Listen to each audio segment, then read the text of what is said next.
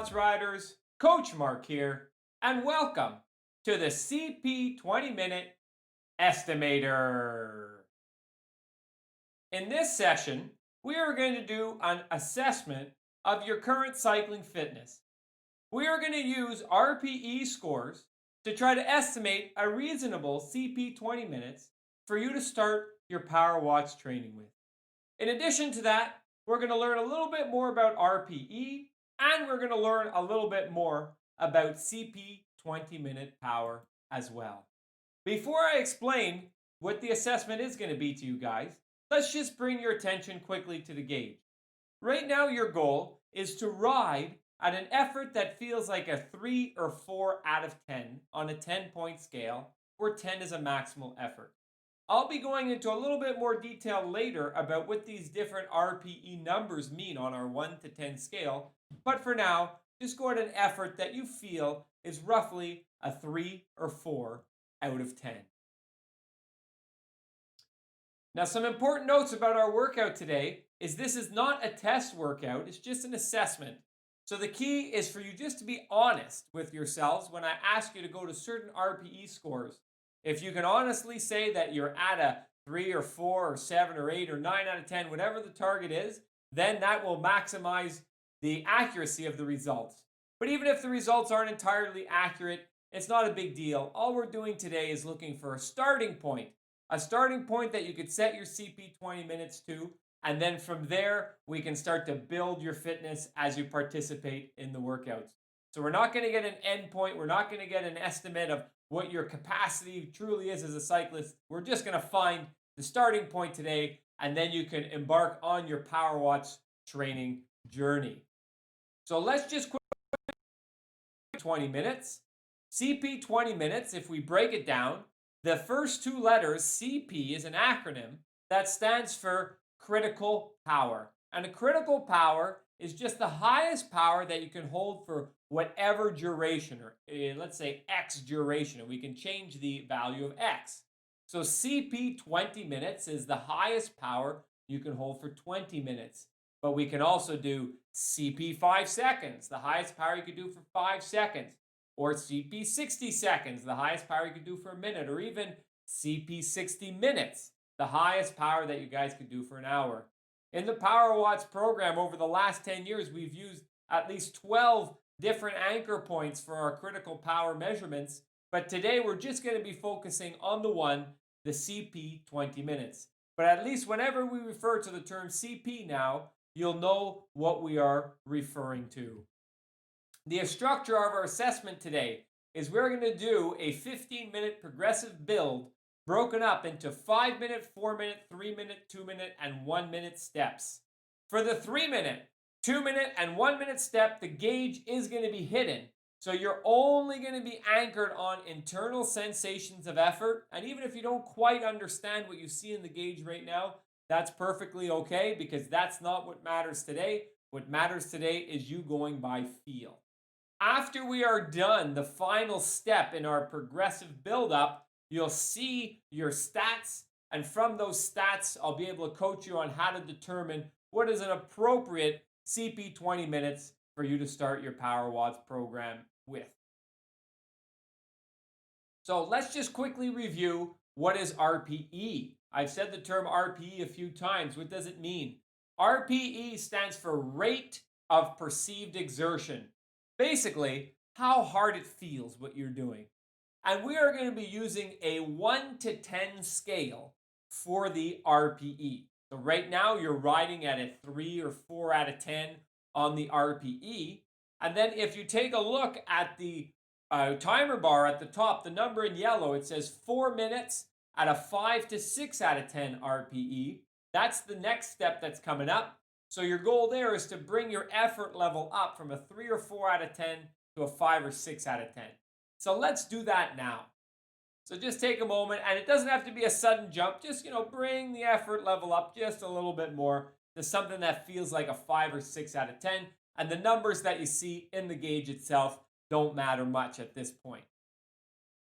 So let's look more closely at the RPE scale. If we start at the top of the RPE scale, a 10 out of 10 effort, that's a max effort. that's something that you can only hold for a few seconds, and you're at such a level of intensity that you can't speak whatsoever. And then from there, now let's move down the RPE scale a little bit.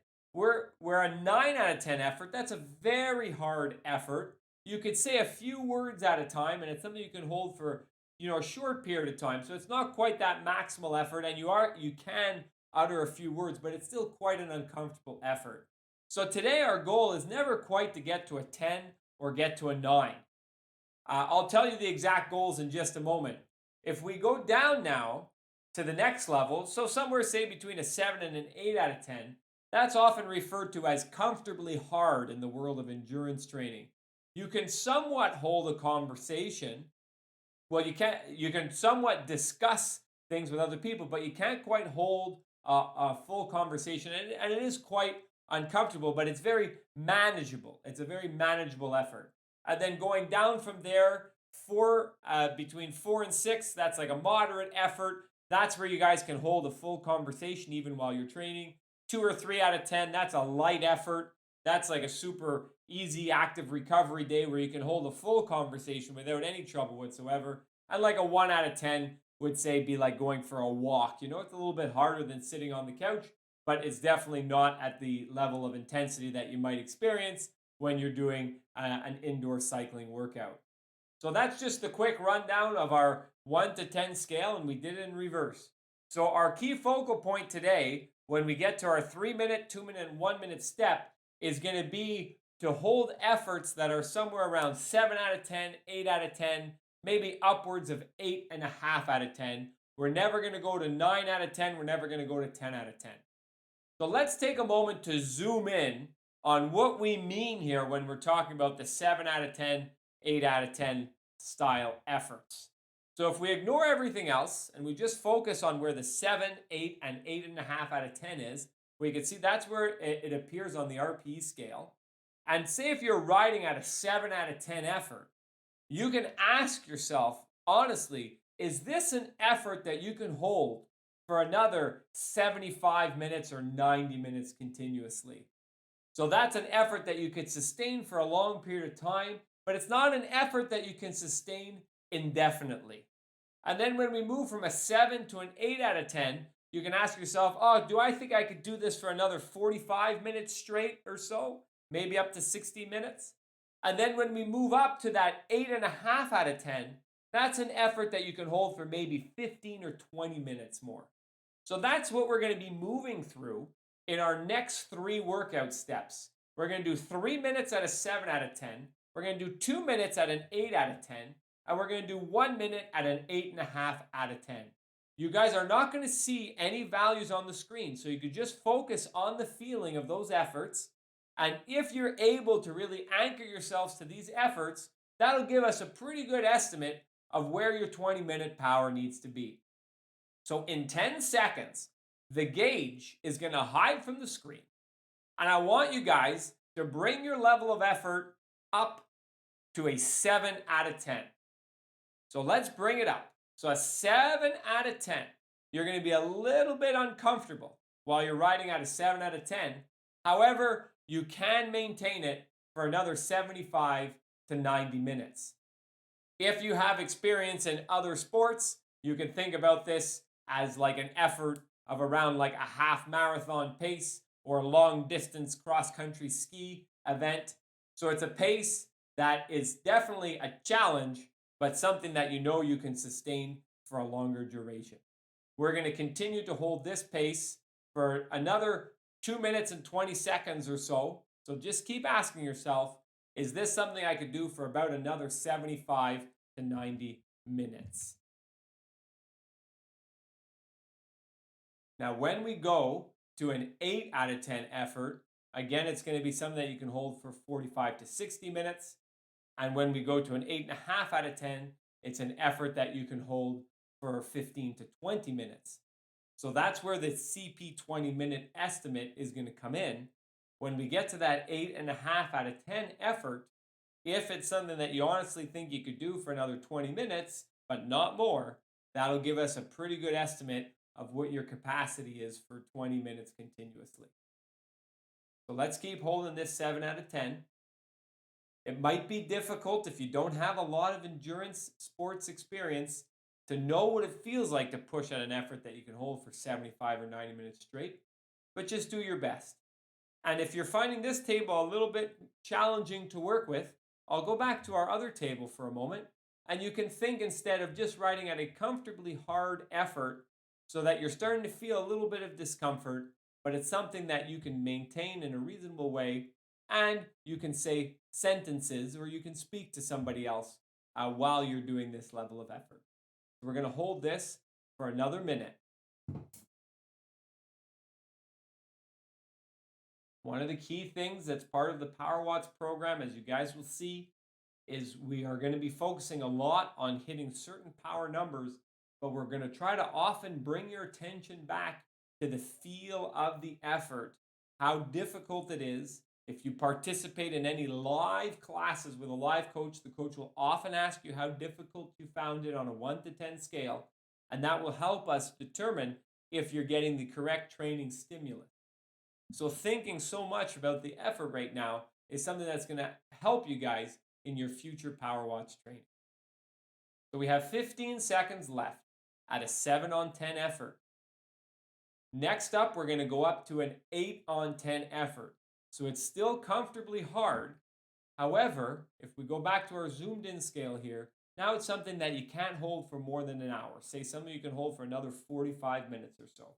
So let's bring that level of effort up a little bit more, making it over the course of the 2 minutes, gradually harder to the point that you can say sentences to somebody else, but that it's starting to become a little bit labored on your breathing in order to do so. As well, you guys are welcome to use any gearing combination, any cadence that feels most comfortable for you. Don't force yourself to pedal really fast or pedal really slow. Just find that gear that settles in and feels like it's just the right cadence. And then once you have that cadence, focus on increasing your effort to get to that zone that you feel like you can hold it for, say, about another 45 minutes. I will go back to the other RP scale too. We are still in that comfortably hard. And then we're going to shift to 8.5 out of 10, which is right in between the 7 to 8 out of 10 scale and the 9 out of 10 scale. So we're not quite going to go to very hard, but we're going to be kind of right at the upper limit of the comfortably hard level of effort. So if already you're having difficulty talking, or you feel like you can't hold this for more than another 2-3 minutes, you're going a little bit too hard and you're going to want to back it off just a little bit.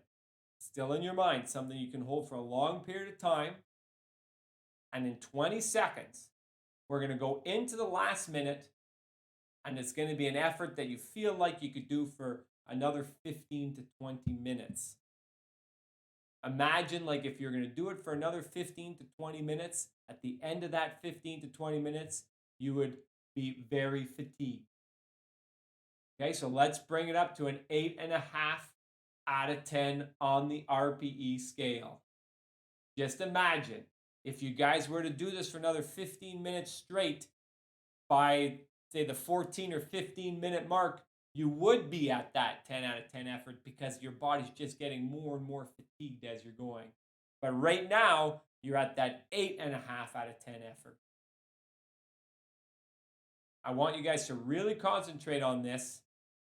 And then in the last, say, 10 seconds, ask yourselves honestly how much longer you could have held it. Because if you're accidentally going a little bit too hard, that's okay, but we could still use that to figure out how to interpret the results. Keep holding it. Ask yourself, can you hold this for another 15 or 20 minutes? We're almost done, guys. And then we will see the results of your efforts. So let's keep it going. And get a little bit of recovery. So there you go. We did our 15-minute progression in the 5, 4, 3, 2, 1 steps. And now your gauge has reappeared and your summary card has reappeared.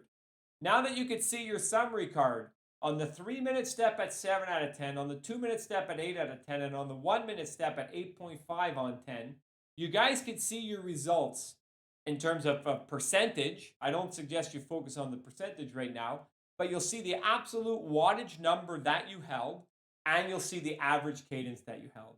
What we're going to want to look at now is that wattage number. So let's see how we can interpret the results. So if you were honestly at an 8.5 out of 10 for that last minute, fantastic.